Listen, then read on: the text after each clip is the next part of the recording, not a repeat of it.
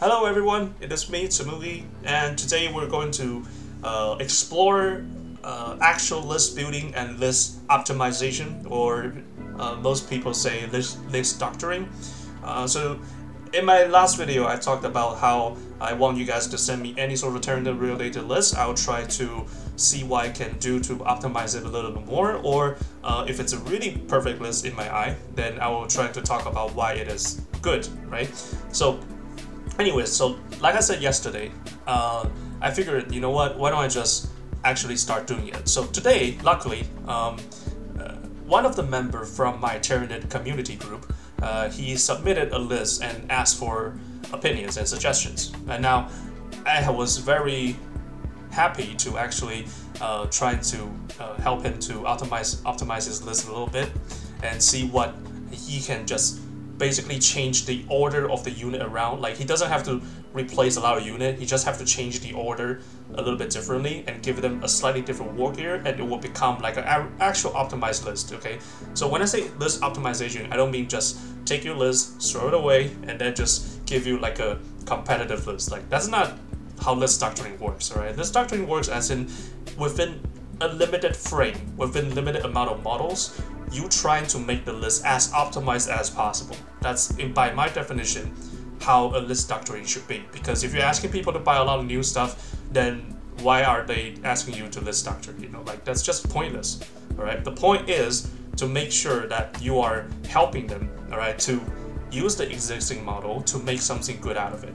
So that's the idea of this video, and I was really happy that this friend is agreed to for me to use his list as an example to talk about how I optimize the list as an example. All right, so let's dive right into it. So as for starters, as you can see, this is the original list he submitted.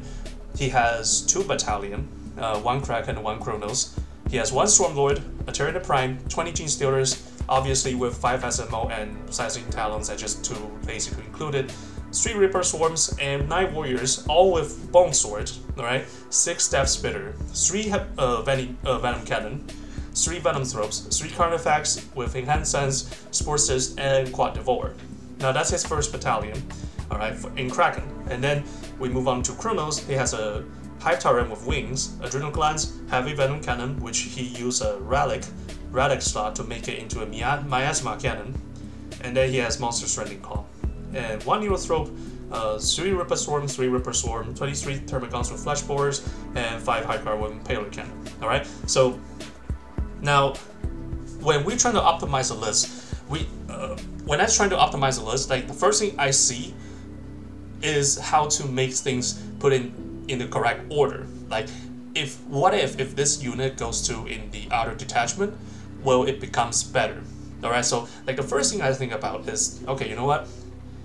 If he wants to play Tyranid Prime and Warriors, is Kraken like the best choice here? I don't think so, okay? Because the Kraken Battalion, like, he did this correctly, which is a Swarmlord with 20 Genestealers, like the good old slingshot Genestealer tactic. Like, for people who watch this channel a while, like, you probably know this already. You basically use Swarmlord ability to push Genestealers roughly about 40-inch in turn 1. So you basically definitely get turn 1 charge. So that's okay. You know, the Swarmlord Genestealers, it's a pretty stable combo here. But what really makes me wonder, alright, is the Reaper Swarms inside the Kraken Battalion. How do you cancel this out? Oh, sorry. Yeah, it's the Reaper Swarm here, alright, as well as the Venomthropes and the Carnifex that already have Spore Cysts. So, you know, the Spore Cysts and the Venomthrope doesn't really stack, so it kind of makes me question to say, okay, so if you want to have Quad-Devouer, right, if he wants to have a shooting Carnifex, is there like a better way to make it more optimized? Okay, so I figured that, you know what, why don't we start by taking another sort of Hive fleet, right? Instead of taking Kraken Battalion, which, you know, it can be great if you have a Swarmlord and Genestealers, I figured, you know what, since his second battalion, the Neurothrope, Reaper Swarm, Termagant, this is pretty much a stable for Kronos Battalion. Like, it's pretty much stable. Usually only has like 10 Termagants to take the minimum amount, and then to take 6 Hive Guard, which you gave Hive Guard a Kronos Battalion to enjoy the benefit, alright? Even though you can probably take a patrol detachment, but you don't get CP out of that, so yeah, there's no point. So this is pretty stable. I mean, it's except for maybe Termagants. Otherwise, everything looks pretty stable. And then we have a Flyrant again, with the Miasma cannon, alright, sitting in Kronos Battalion, which kind of makes sense, alright? Although I would put Soul Hunger in Flyrant, because Flyrant actually has better chance to closing an enemy, and Soul Hunger, by the way, is if the enemy failed to cast a psychic ability within a certain range of your Warlord, he takes extra mortal wound, alright? So, Neurothrope, it's pretty slow, and since he has no other way to deep strike this Neurothrope in any sort of way, so I would probably put Soul Hunger in the Hive Tyrant, the Flyrant, right? And with the Miasma cannon, which it will wound anything on the 2+ unless it's a vehicle. So it's pretty good versus Mortarion, pretty good versus Magnus or Red, right? And especially if you have Soul Hunger, you can really fuck your second power up. So you can probably do that, alright? That's the basic of the list optimization. So now you've seen the original list, why don't we just dive into the list I changed for him. So let's check out the list number 1. So I made the first list, alright, say the Kronos Battalion and your Makan Battalion, alright? The reason why I take your Makan Battalion is because I figure if he's gonna play the shooty Carnifex as well as shooty warriors, why not go big or go home? Like, just play the Yormagon, because if you want to play shooty warrior and Carnifex at the same time, the best place to put them is definitely a Yormagon Battalion. Alright, I mean most cases, right? Because the reason why I say that is because warriors with their Venom Cannon and their Deathspitter, as well as the heavy Venom Cannon on the Carnifex, they are all assault weapons, which basically means they are allowed to move and shoot without suffering any penalties. But if you advance and shoot, then you will have -1 to your hit roll, which is pretty bad because Tyranid already have like mediocre plus skill. Thanks to the Tyranid Prime and the Carnifex enhanced sense, it will bump it from a 4+ to a 3+, which is awesome. So there's no point trying to advance here, right? Just walk and shoot. And what other places is better fitted for walk and shoot type of army? Yormagon, the high fleet rule for a reminder is if you don't advance or charge, you get you are treated as you're in cover for the remainder of that turn. Until your next beginning of your movement phase, you basically get an extra cover save even if you're out in the open, right? Which is pretty good on warriors and Carnifex because they are usually out in the open. They don't tend to sit around and do nothing and just shoot away like Hive Guards or Exocrine or Tyrannofax. What they do is they actually walk around because they're allowed to, and if they do walk around, they actually get more mileage for sitting in the midfield and start camping objective and start shooting away. So Yormagon is the obvious better choice here, so I replaced the Kraken Battalion. I take Yormagon instead. So like as you can see, let's check out the Yormagon Battalion first, then we can move back to the Kronos, right? So as you can see, I take a Melanthrope, right? Take the Warlord trait Insidious Threat. Now Insidious Threat, like I said in my previous video, it has like a 3-inch aura, which is pretty short, but if you manage to get all units in touch with this aura, then you will get a lot of benefit out of it. It allows your shooting attack to ignore cover. Alright, any unit within 3 inches of your Warlord, as long as there's one model touching the aura bubble, you get ignore cover. Alright, ignore cover in this edition is not all that amazing. It was amazing back in 7th edition, but in this edition, ignore cover basically means you get +1 to your AP. I mean, in theory, yes, in theory you just get +1 to your AP because cover save usually give you +1 to your armor save, whereas Scout with a Camel Cloak can get +2, so, you know, if you are using this Warlord trait against Scout with Camel Cloak, then more power to you. But usually, facing normal unit, they only get +1 to their cover save, right? To their armor save, if they're sitting in cover. So basically, you would make your weapon sort of like AP1, right? You get 1 extra AP, you cancel out the cover save, and yeah, that's pretty much it. So, why take Insidious Threat in a Yormagon Battalion? Alright, let's check out the rest of the unit, okay? I have Tyranid Prime with Adrenal Glands, Boneswords, Deathspitter. Don't mind the Adrenal Glands. I mean, it's a 1-point upgrade, and I want to make my list very neat and clean.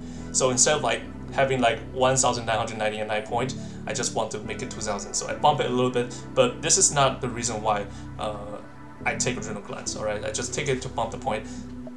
Now the Tyranid Prime's job, all right, the Tyranid Prime job is to accompany the nearby warriors. Okay, the accompany nearby warriors provides the naps, and since it's a character, alright, it's a character, it cannot be targeted normally. It has to be targeted by sniper type of attack. Okay, if you can see that the reason why I give Warlord trait to Melanthrope instead of Tyranid Prime is because Melanthrope is a little bit more durable. Right, Melanthrope has 9 wounds. It's a little bit more durable. Tyranid Prime, it's okay, but if you put Insidious Threat in Tyranid Prime, you basically have like 2 benefit on one target, on one unit, which makes it like a very clear target for enemy sniper fire. So I try to spread them apart, alright? So Warrior, Tyranid Prime can buff the nearby warrior, but in the meantime it does not have Insidious Threat, so your opponent have to choose. They have to choose between shooting at Melanthrope or Tyranid Prime, alright?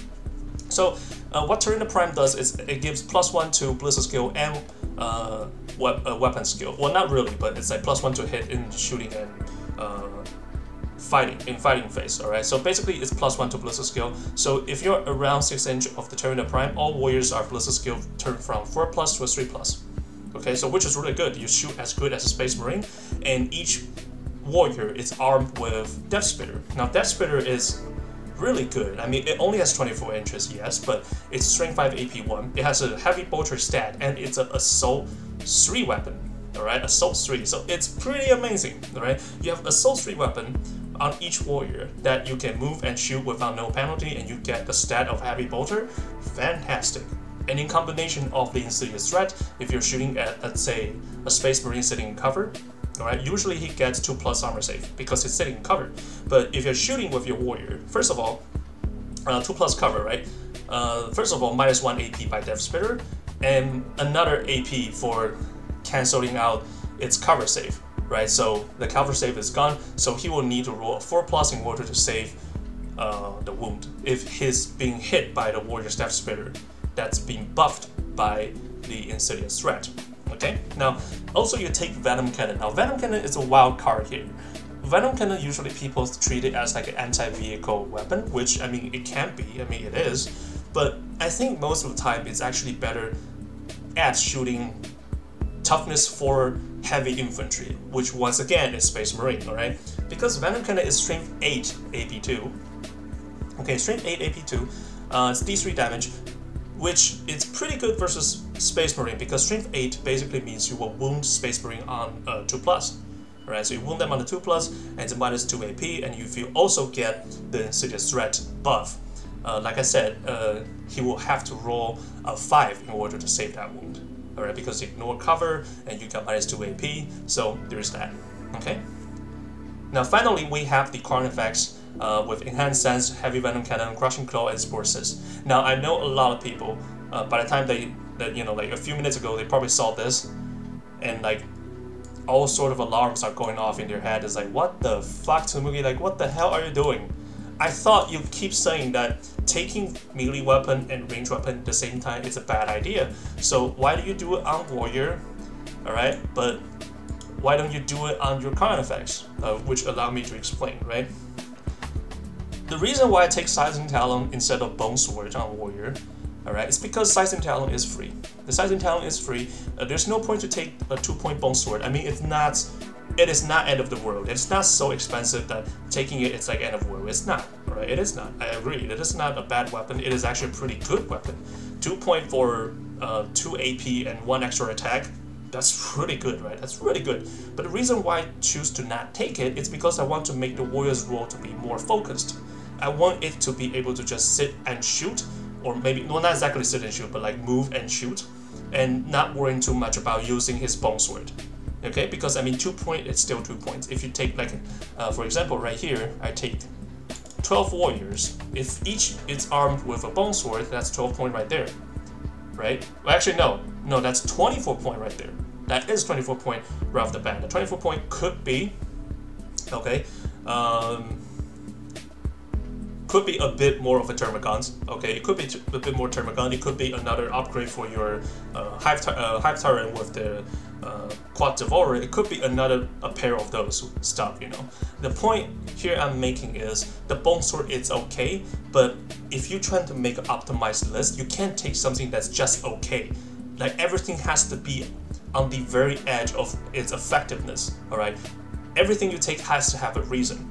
Alright, except for maybe stuff like Adrenal Glands right here, because I just want to make the list a little bit more pretty, right? Because if you don't take Adrenal Glands, it won't hurt, but since it's like 1,999 point, might as well, right? That kind of stuff is okay, but if you happen to walk into that kind of situation, let's say you have 2 points left, you don't know where to spend, and you give one of the warrior a pair of Bonesword, that's okay, you know, that's fine. But if you give all warrior Bonesword to begin with, then there's some logical error here for doing that. It's because the whole point of having a Tyranid Prime to bump their ballistic skill from 4+ to a 3+, and then you also have Insidious Threat, Warlord trait, which makes their shooting much more effective, and you give them Bonesword.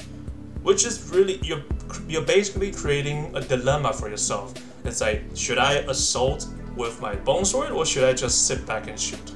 Right? You're probably gonna walk into a problem like that a lot more often. Because if you have a Bonesword, then you have to use it, right? You really have to use it. You can't just be like, I'm just gonna have a pair of Bonesword and see what happens. If there's someone come to me, I'll try to hit them. If not, I'll just sit back. That's not how it works, right? That's not how it works for warriors. Now, you might ask me, okay, you know what? Now you're saying so much about it. How do you explain Carnifex with Heavy Venom Cannon and Crushing Claw? The reason here, okay, the reason why I take a Crushing Claw and Crushing Claw over something like maybe Twin Deathspitter, which is pretty popular option here, which is also what the original list took. I mean, this person made more lists later on, and he agreed to take Heavy Venom Cannon, but he also wants to take a pair of Deathspitter because he wants to be able to make Carnifex focus on shooting, which the idea is correct. The idea is fine, but it's kind of like you're using the wrong equation to get the right answer. You know, like Quad-Devouer Carnifex is not bad, and Heavy Venom Cannon with Deathspitter Carnifex is not bad at all, but you're not putting in the most optimized position. Let's say if he has like a Carnifex with, let's say, like I said, Heavy Venom Cannon with Deathspitter, and if he put the Carnifex sitting in Kronos Battalion, then that's perfect, because the whole point for that kind of setup is to make it sit and shoot, right? You're not planning on moving. You want to enjoy the Kronos Battalion rule. You want to enjoy the reroll ones to hit when you don't move. Then, you know what? Having 2 pair of shooting weapon makes the most sense, because you're not planning on moving, so why have a pair of melee weapon? Right? But since we're going to Jormungand here, the reason why I take Crushing Claw is because the idea of this battalion is to walk and shoot, right? But since you're walking, you're not just walking to anywhere. You're walking towards the enemy, right? At least for Carnifex. Maybe not for warriors.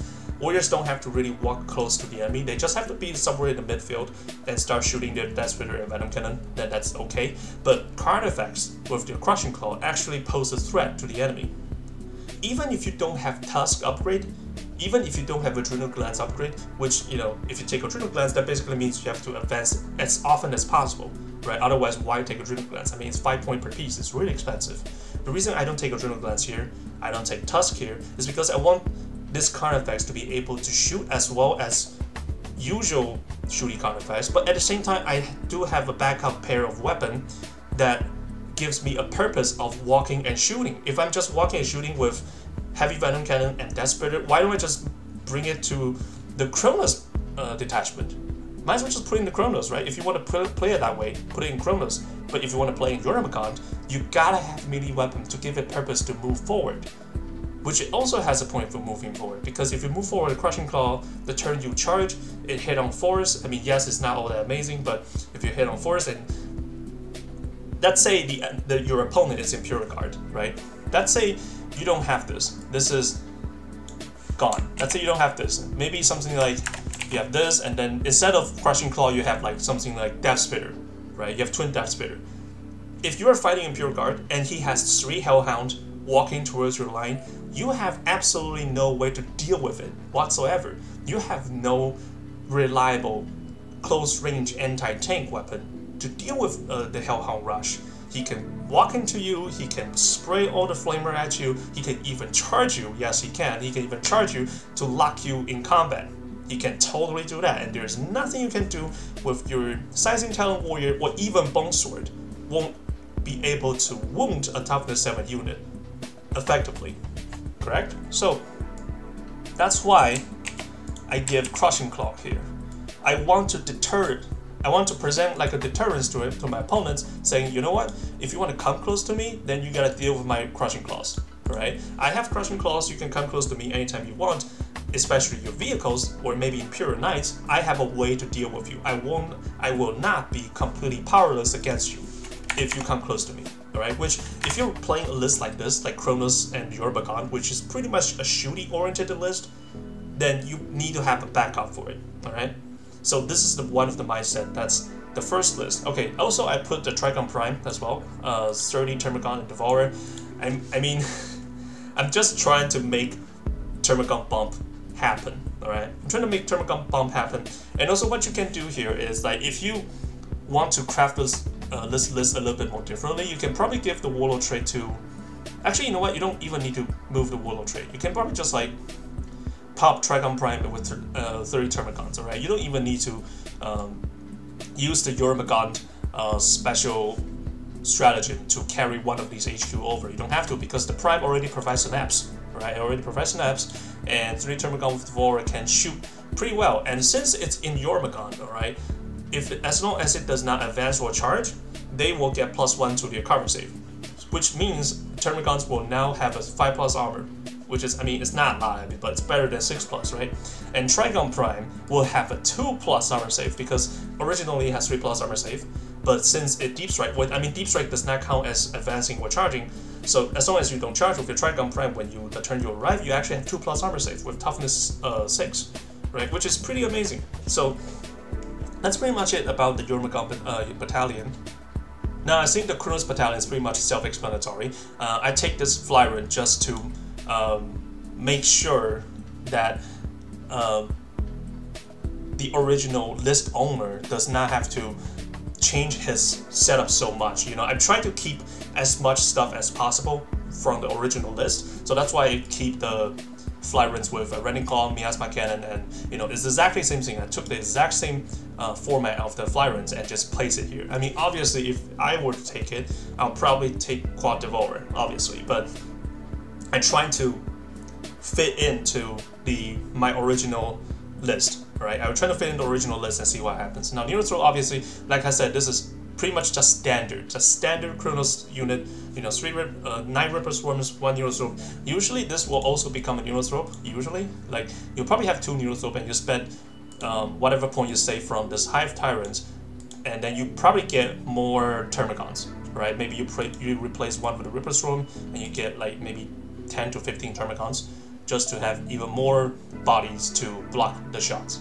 Okay, so that's pretty much it about this list one. Now, when I make this list, I wasn't pretty satisfied with it. I mean, this is like the first list I draft to see what happens if I make a list such like this and see what happens, right? But then I just realized, okay, you know what?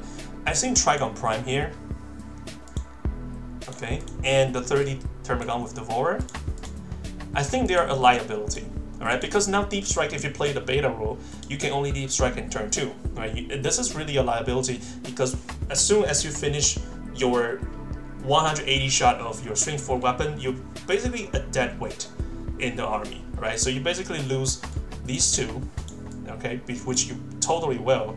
If you walk into enemy front line, alright, and then you finish your shooting, the next turn the enemy is going to retaliate, and your Termagant's probably going to get wiped out, no problem, because even though their attack power is pretty good with the, you know, like 180 shot, but they're still toughness 3 and 5+ armor unit, which is kind of like, you know, whatever. It's pretty easy to kill, and Kraken Prime is kind of just probably gonna die off pretty soon, because this list does not really present that many monstrous creature. I mean, like, if you look at it for yourself, so let's put this away. Okay, so if I'm playing against this list, let's say I am the opponent here, all right? I'm gonna play against this list, and I have 10 last cannons, or I have 10 last cannons from Devastator Space Marine, or maybe 8, all right? Let's say I have 8 last cannons. I'm about to shoot at the Tyranids. Who do I shoot? All right, I mean, just work through all the monstrous creatures that I'm able to shoot, right? I can shoot at Hive Tyrants, I can shoot at Kraken Prime, I can shoot at Carnifex.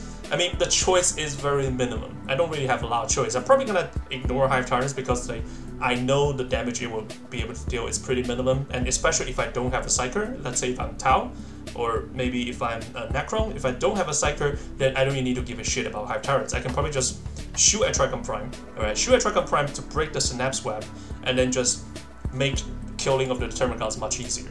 Or maybe I can choose to shoot at the Carnifex because you only have 3 of them, you know, like, even though you have Spore Cysts, which is -1 to hit, but that doesn't really matter, you only have 3, right? You're not giving me a lot of choice here. So that's why when I made this list, I was just like, you know what, it's not enough, it's not good enough. So I continue to venture to the list number 2. Now this number 2 is pretty much the same copy of the list. Again, I'm trying to keep as much unit as possible as the original list, but I feel like maybe adding 2 Exocrine here, alright? Instead of taking Trigon Prime and 30 Termagon with Devourer, which is the Termagon bomb, I feel like maybe replacing that with more Fleshborer Termagon bubble wrapping units, as well as 2 Exocrine, is probably going to be better. Because if you look at this, right, so like I said in just a while ago, so if I'm the opponent here, if I'm trying to shoot with my last cannon, I now have 1 extra choice to shoot at, because like compare this, right, so it's these and this, right? So I mean, it's 1 Trigon Prime, 1 Hive Tyrant, right? If I'm running a Psychic Power list, then I'll definitely take out the Hive Tyrant because it's gonna be very annoying. If I'm running a non-Psychic Power, I'm probably gonna take out the Trigon Prime and kill the Termagants, right? And then finally I'm gonna move on to Carnifex. Now in this list, since I don't have Trigon Prime anymore, in replacement I take 2 Exocrine. Now 2 Exocrine, right? It's not just 1 extra monstrous creature to shoot at. They are toughness 8 unit, alright? And they are able to deal damage to heavy infantry. Okay, this Exocrine is not that big of a threat on table. On table, your opponent's probably gonna put their attention to Carnifex, right? They're gonna put their attention to Carnifex because Carnifex is the only unit on the table that's allowed to deal damage to toughness 8 or toughness 7 unit. They are the most effective unit. I mean, obviously Hive Guard can do that too, but usually Hive Guard is hiding behind line of sight blocking, so they can't shoot at the Hive Guard anyway. So they have to pick from these 3 units. Now, if I'm playing against this list, let's say I have a lot of tanks, right? Then I'm probably gonna take out the Carnifex first. I'm definitely gonna take out the Carnifex first because they are the unit that I can actually pose a threat to my tanks. But if I'm playing a heavy infantry list, let's say I'm playing a Space Marine list, and I have a lot of infantry, like a Guilliman Ultramarine gun line with no tanks, just infantry like Devastator Space Marine, 3 Devastator Space Marine obviously, 3 squad of them, and 3 Scout Squad, and then Guilliman obviously, Apothecary, with Company Ancient, maybe some Centurion, or yeah, maybe Centurions, alright, or maybe Venerable Dreadnought, alright, something like that, alright. Then Exocrine is probably gonna be my top priority. This is gonna be my top priority because this guy can actually hurt me the most, so I'm gonna shoot at Exocrine. But since I have 2 of them, you can't possibly kill 2 at the same turn. I mean, maybe you can if you roll really good, and if I roll really bad, then that maybe happen, but usually he can only focus down and successfully kill 1 at a time. So if he kills my Exocrine, that basically means I'm buying time for my Carnifex, which can still do damage to the opponent's heavy infantry, because heavy venom cannon is not really limited to just killing tanks. It's actually pretty good versus infantry, heavy infantry especially, like Primus Space Marines, right, and Dreadnoughts, which is also really good. I can use it. If I clear enough bubble wrapping from a Space Marine, I can even shoot at Guilliman if I want to, right? So that's pretty much it. So this is the second list I work towards. I think, you know what, I still want to keep the Warrior because the original lists are focused, heavy emphasis on Warrior, shooty Carnifex, and Tyranid Prime. Alright, I want to keep those. I want to keep those elements and try to make it as good and as optimized as possible. So this is list number 2, which then again I feel like it's still not enough. Alright, this list is still not enough. Even though I think this list is pretty okay on its own, I think this list will probably see more success on table than maybe other lists I have crafted before. But you know what? I think this is still not good enough. I want to make his list, alright, to be as close as possible to his original list, but at the same time to provide the maximum amount of power, and preferably not buy new models. I mean, that's, you know, like we hate buying stuff because it's really expensive. So this is my final list. This is list number 3. Alright, so you know what? Let me explain my thought process here. So he wants to play warriors, right? He wants to play warriors, and he have 9 warriors. He wants to play Tyranid Prime. Okay, he wants to play Swarmlord, he wants to play Genestealers, he wants to play Carnifex. You know what? Why don't I just include everything here and make a list like this? Okay, so let's take a look. So it's still 2 battalion, obviously. The first one is the good old Quad-Devouer Carnifex. Well, actually not Quad, I mean Twin Devourer. Too bad, because the point is not enough. It's really crowded in this list, actually. So you have Flyrants with Monstrous Rending Claw, Twin Devourer, Chameleonic Mutation, then you have Catalyst and Horror. This is like your traditional Flyrant setup. I mean, usually it's gonna be Quad-Devouer, but the point is not enough, unfortunately. So I have to pick Twin Devourer and Monstrous Rending Claw. And obviously Monstrous Rending Claw is because it's free. It's not that I want to melee or anything, so don't bother giving like Adrenal Glands or Toxic Sac. Like, don't bother. Just the Rending Claw is there for free, alright? It's there for free. It's not there to melee. Now, you also have Swarmlord, obviously. The Swarmlord, since the point reduction, I think Swarmlord will see more chance on the table. It's only 250 point. So you have the Swarmlord and Old One Eye. I cannot emphasize enough. If you are going to play anything remotely close to a melee Carnifex, you need Old One Eye. Alright? You definitely need Old One Eye. So, and you also have 20 Genestealers. I bothered to actually write the whole thing up. 20 Genestealers, obviously, and 48 Hormagaunts. Now, Hormagaunts, a lot of people don't understand how Hormagaunts work. I mean, yes, they understand, oh, just to tie up the unit and then just surround them and then slowly like choke the enemy out. I mean, yes, we all know that. Like, most Tyranid players, I mean, veteran players probably know that already. But if you don't have enough body in the front, alright, let's say these 2 doesn't exist.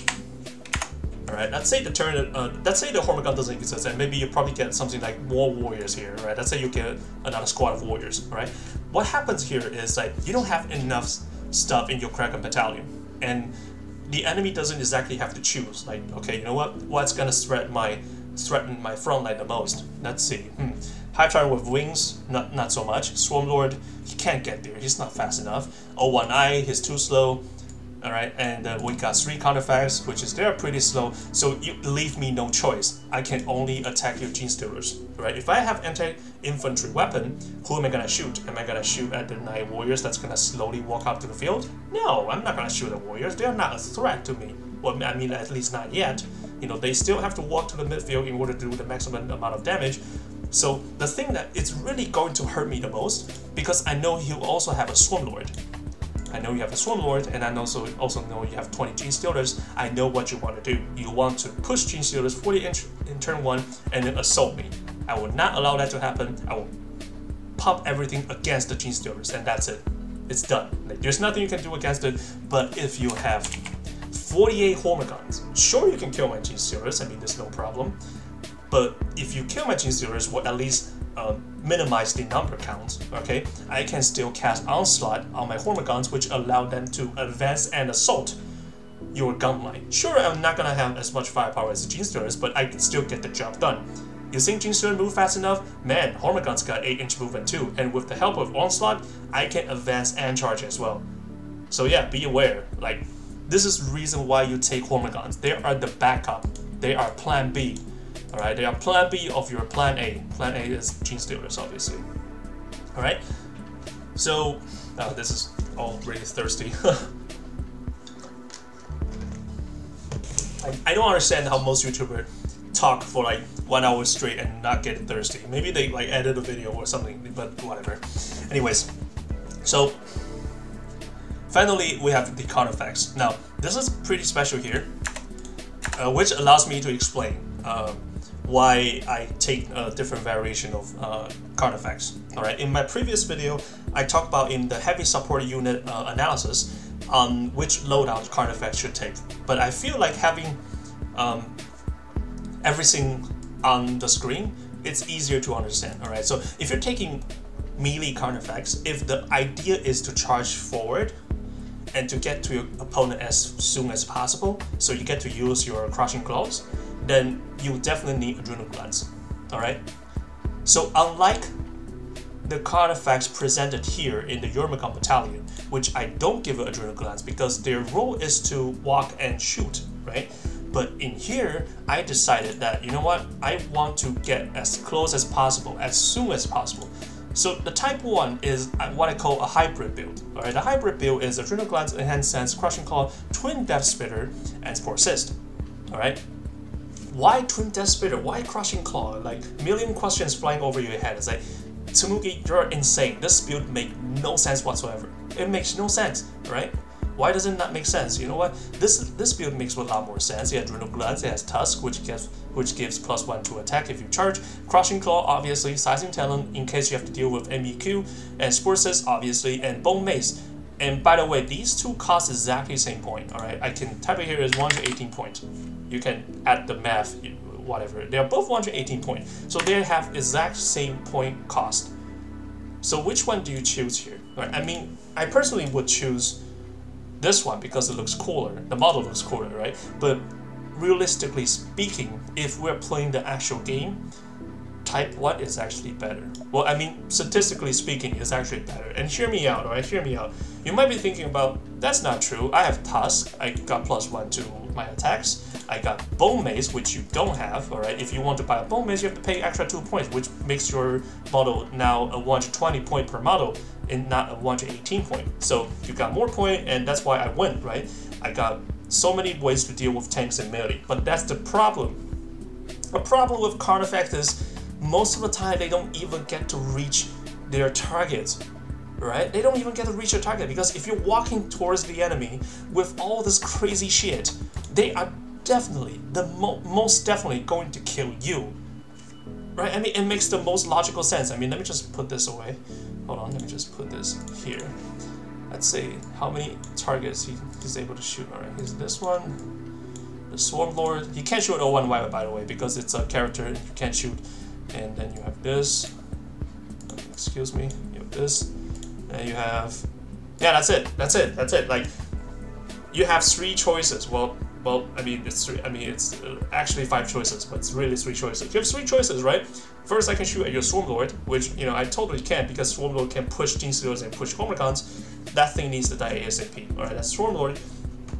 Also, your Hive Tyrant is super annoying. I don't want its Twin-Devouer and the Smite ability to come close to my gun line and my bubble wraps. And I don't want the Hive Tyrant to cast horror on me, right? And then you have this. You have the Adrenal Glands, Tusk, Crushing Claw, Sizing Talent, Spore Cysts, and Bone Mace. And since it's in the Kraken Battalion, okay, it gets to advance 3d6, which, I mean, 3d6 and pick the highest result, which makes it really fast. So if you don't kill this in turn 1, he's gonna get you in turn 2. And if I have a lot of tanks, right? I mean, sure, Swarmlord does have a high strength weapon which can pose a threat against tank, but it's not all that crazy. And Hive Tyrant doesn't even have remotely close of the firepower to deal with tanks. This guy has no way to deal with tanks, so this guy's out of equation, right? This guy's not a threat. I mean, if I have a lot of tanks or if I have a lot of vehicles, this guy's not a threat. Hive Tyrant is not a threat whatsoever. The real threat here is the Swarmlord or the Carnifexes, right? That's the real threat here. And since you have 01 as well, you can buff the nearby Carnifex. If I were the player here, alright, I will actually choose to shoot at the Carnifex over the Swarmlord. Alright? The reason being that Swarmlord does have 4+ a vulnerable save. Right? So if I shoot at my last cannon at Swarmlord, chances are the last cannon is gonna get bounced off by the vulnerable save. But if I shoot at the Carnifex, alright, sure I got -1 to hit, but if I do hit, there's a very high chance I can kill it. If I shoot it with like 2 last cannon fire, I can probably kill Carnifex easily because Carnifex only has 8 wounds. So it makes the most logical sense to shoot at your scary Carnifex, right? But let's say if I don't take this, Alright, let's say if I take this. Alright, let's say if I take this Carnifex, alright, it has Adrenal, Glands, Enhanced Sense, Crushing Claw, Twin Deathspitter, and Spore Cysts. Now, first of all, it does not have heavy Venom Cannon.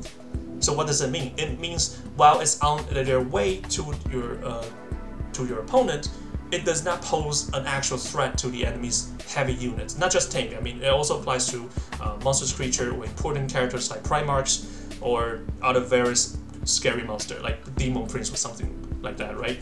So this guy does not really pose a threat to me, at least in the first few turns. It's not really a threat, alright? But I mean, eventually it's gonna walk up close to me. It's gonna hurt me, so I still want to shoot at it, just not in the first turn.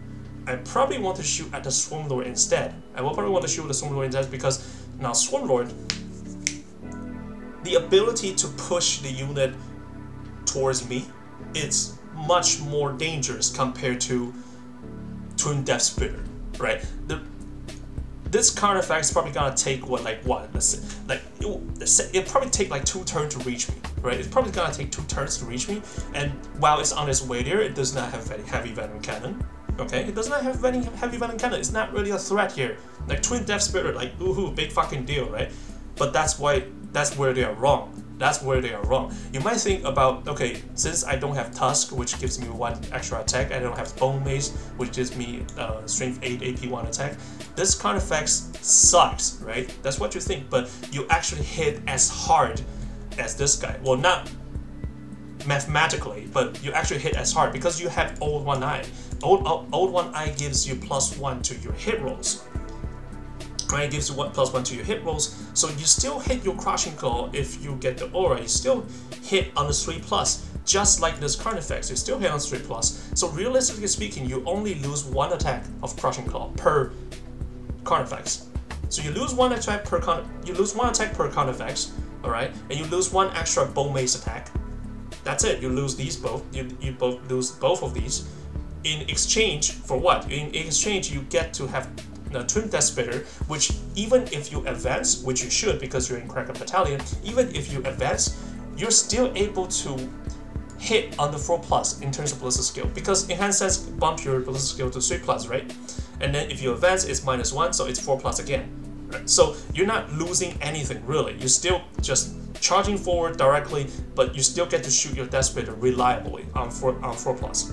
All right, that's why I take Enhanced Sense, Twin Deathspitter, and Spore Cysts, because first of all, it's not that big of a threat. Like, this game is like it's kind of like those MMORPG, like World of Warcraft. You know, like probably a lot of people play that game before. I played that game for like 14 years.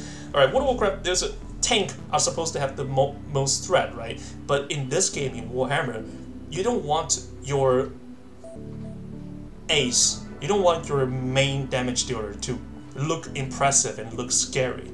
You want stuff like Hive Tyrant to look scary. You want stuff like, let's say, maybe Exocrine to look scary. You want all those kind of stuff that looks scary, but not your actual damage dealer. Alright? You still get to use your Crushing Claw. You still get to hit on 3+. You're not really losing anything. I mean, you lose 1 attack, but that's it. Right? So, but again, like I said, like, this is really just up to personal preference. Like, you can pick whichever you want. You can pick this one, you can pick this one. It's really up to you. If you're often playing against an opponent that really likes to have a bunch of Hellhound running into your face, then this Type 2 is probably better because it just basically dish more attack. But if you're playing against an opponent that likes the turtle in his base and he's just sitting there waiting for you to come to him, then this one's probably better, because you get to at least deal some damage to his bubble wrapping unit with Twin Deathspitters. Even when you advance, you still hit on a 4+. Alright, so that's pretty much it about the Kraken Battalion. Okay, so this is pretty much basic. This is pretty much its own ecosystem, I should say. You know, it has Hive Tyrant and Swarmlord to provide the synapse. It has Old One Eye to buff the Carnifex. You get to push with your Swarmlord either on Genestealers or the Termagants. And the Termagants can cover Genestealers, open up a way for Genestealers to go in. While if you pick Type 1, you also get to use Twin Deathspitter, which is 24 inches by the way. So if you advance, you actually most likely going to hit by turn 1, alright? You're most likely gonna hit something by turn 1 because you get to move and advance, and you still be able to shoot 24 inches, which you most likely going to reach something, right? You get to shoot some damage against maybe like guardsmen, maybe fire warriors, you know, those type of units. You can still shoot something like that, alright? Now let's move on to the Makan Battalion. Now this is kind of like, okay, I take a Neurothrope, I take a Tyranid Prime, which I still give Adrenal Glands just to make the point a little bit easier. Insidious Threat, obviously, and 24 Termagants with just Fleshborer, and then 9 Warriors with 6 Deathspitter and 3 Venom heavy, just 3 Venom cannon. So, unlike the impressive Makan unit I have here, right, which is, you know, it has Carnifex, it has like 12 Warriors, and he has all this impressive Monstrous stuff, right? I figured, you know what, sometimes I need to take a step back and just, when I build the list, I'm trying to save money for the original owner of the list. I try to make the unit to resemble the most to his original list. So, let's look at his list, alright? His original list is like this. You have 9 Warriors, okay, with Deathspitter and Boneswords, Deathspitter, and Venom cannon. You have a Swarmlord, you have 20 Genestealers, alright? You have 3 Carnifex with, I mean, he haven't bought Carnifex yet. He haven't got the Carnifex yet, so he still has freedom to make the Carnifex into whatever configuration he wants. He has a Flyrant, a Neurothrope, Ripper Swarm, you know, those kind of stuff. So I present him 3 lists for him to choose from. So these are the 3 lists I figured, you know what, maybe this. I personally like the third one. I think the third one makes the most sense because the problem with the first 2, right? Like the weakness is pretty obvious. The weakness is like they lack the power to go melee, right? There is no unit that's actually good at melee. Like even if you give these warrior Bonesword, it's not gonna do jack shit. Right? It really is not gonna do jack shit. Yeah, sure, you hit your Bonesword on a 2+, like what? La-di-da, right? It's like, who cares? Bonesword is like strength 4 AP 2. It's strength fucking 4. It won't be able to hurt anything above toughness 6, right? It won't be able to. So you don't really have any sort of pushback power. You don't have Genestealers, you don't have Swarmlord, you don't have Termagants to tie up the enemy unit. So you basically turn yourself from aggressive into passive. If you look at list number 1, list number 2, it really is pretty passive. You're playing in assuming your opponent does not want to charge you. You are planning on your opponent is going to be one of those sit and shoot type of army, which, you know, these 2 lists is probably gonna be excel at dealing with those kind of lists. If you're fighting like, let's say, Tau, Imperial Guard without Hellhound, or Imperial Knights, yeah, that's pretty much it. You know, like all those, the traditional sit and shoot type of army, these the Kronos Makan list is probably gonna be pretty good because number 1, you have -1 to hit, which fucks Imperial Guard and Tau so much. They have Blizzard skill 4. If you bump their Blizzard skill to a 5+, they are going to yell at you. Alright, that's the truth because I play both as well, so I know the pain. I know the pain of -1 to hit. It really is a pain in the ass. It really is, because if I'm Imperial Guard, alright, if I'm looking at this list, alright, because first of all, okay, let me just take this away. If I'm Imperial Guard with like 10 commanders and everything, right, who am I gonna shoot at, alright? Who am I gonna shoot at? Am I gonna shoot at like the Hive Tyrants? I mean, maybe, sure, but he has 4+ invulnerable save.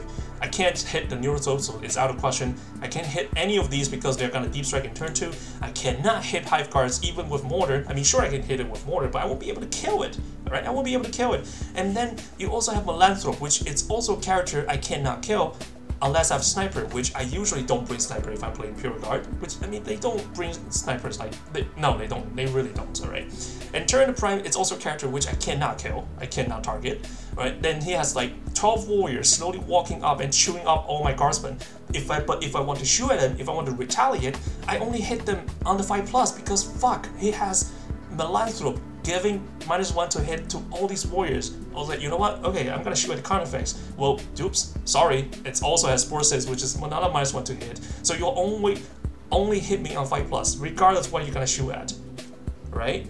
Doesn't matter who you're gonna shoot at. You're gonna hit me on 5+, alright? Even if you're Tank Commander, which has 3+ Blizzard skill by default, you're gonna hit me on 4+, which is still pretty risky. Really, let's be realistic here. It's still pretty risky.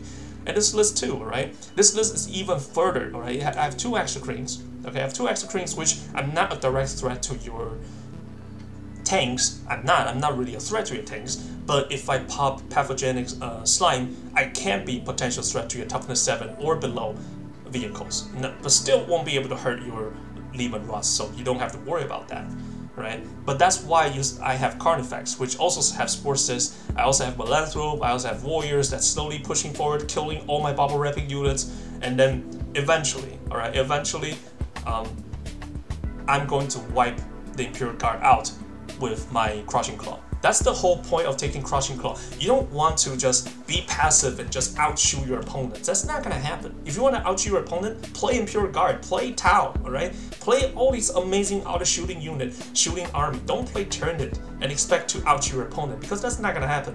Where our shooting unit is good, they are good. We have Hive Guard, we have Exocrine, we have Terminal-Fax, now we have Carnifex, we have excellent shooting unit. But the reason why they exist is not there to outshoot your opponent. Their role is to pinpoint accuracy to kill what is going to be like the most threat to your army. What is going to be the biggest threat to your army? You have to take it out immediately. Alright, let's say, why don't we just look at, actually, you know what, why don't we just look at this list? Alright, why don't we just look at this list? Alright. What is the biggest threat to my list? This list. What is the core unit here? Let me tell you, these are the core units here. This, alright. And this. This are my core units. Now you'll be thinking about, wait, hold on a second. What are you talking about? Isn't your core unit Carnifex and 019 and Swarmlord and Hive Tyrants and and maybe the definitely not Neurothrope, but why are these your core units? Because at the end of the day, alright, at the end of the day, the point of Tyranid is not to annihilate the enemy. I know, it's pretty depressing to know that's the truth, because, when we play Tyranid, we expect to completely annihilate our opponents, because that's what the story feels like. That's what the lore says, right? We're supposed to completely annihilate our opponent, but on tabletop, that's never the case. If you're trying to annihilate your opponent, and you do, either number one, your opponent is really bad, or number two, you just got extremely lucky. That's it. That's the only two possibilities. You cannot table your opponent as Tyranids, assuming you're playing against someone that's near your level, and he's playing a semi-competitive army. That's never going to happen. What usually happens is Tyranid will lose the battle but win the war. Alright, we'll lose the battle, we'll lose all these amazing shit. We'll lose the Carnifex, we'll lose the Hive Tyrant, we'll lose the Swarmlord, we'll lose all the scary giant stuff. But it's the boot on the ground that's gonna help us to win games. These are the boot on the ground. Because at the end of the day, you're playing the objective, right? I mean, of course, if you play kill point games, then, there's nothing much to say, but usually in tournament, you don't play kill point, you play objective, you play Maelstrom, alright? Maybe not so much Eternal War, you play Maelstrom game, which is highly random, alright? Which you have to react quickly, and you have to have something to capture stuff, alright? Hive Tyrant is not going to be able to capture any stuff. I mean, it's only one model. Same thing with Swarmlord and 019, and let alone Carnifex. They're not going to be able to capture anything at all. It's the troop, alright? It's the troop that's going to be able to capture something. You need them alive, and in order to keep these highlighted unit alive, you need to use your other unit to kill what's gonna be the most threat to them. Let's say if by some reason, alright, the Imperial Guard runs like a tank commander with Gatling cannon, the Punisher Gatling cannon, which is 20 shot if it moves over half of its movement. But if it doesn't move, or if it only moves less than 5 inch, it gets to shoot 40 times. 40 times of strength 5 AP nothing, yeah, AP nothing, but doesn't matter, it's like 40 shot of strength 5. It will wound all these units on a 3+, right? And then you can see like numbers will do damage to Tyranids. And if that happens, if you lose your frontline unit or your backfield capping unit, it's over, it's end of the game. You don't have boot on the ground to capture stuff, and your firepower unit is not powerful enough to deal with enemy's firepower. That's the sad truth. That is the sad truth. So in order to win as Tyranid, you have to, alright? I repeat, you absolutely have to realize that your core unit is your troops. Those are your core unit. You need to keep them alive by any means of necessary. You have to, alright? And in order to do that, the reason why you take all these other amazing units that looks big and scary is to eliminate the set threat. Okay? So that's pretty much it. That's pretty much about it. So these are the 3 lists I crafted. Obviously, I'll post it in the description below. And like I said, I love doing this, I guess this list optimization, or like mini talking about the Tyranid strategy in some way, you know, like, so it's very hard for me to just talk about Tyranid strategy without an actual example. It's much easier if I have a list to work with. So feel free to send me any list you want me to try to optimize or anything. Like, just let me know what kind of unit you really want to keep. All right, just don't give me those like Mail Scepter and, you know, those bad units. Just don't. I'm sorry. Anyways, so that's it. That's pretty much it about this video, and I hope you guys have a great day, and I'll see you guys next time. Goodbye.